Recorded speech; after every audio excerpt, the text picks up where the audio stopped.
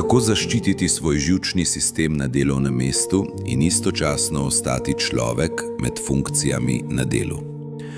Obstaja utrujenost, ki jo čutiš v kosteh, čeprav si fizično spočit.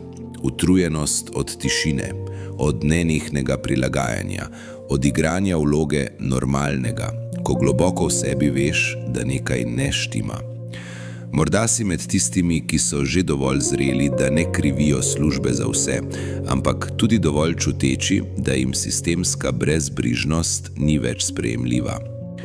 V tem videu dobiš jasne smernice, kako zaščititi svoj živčni sistem, ne da bi izgubil sebe. Kako preživeti, ne da bi otopel.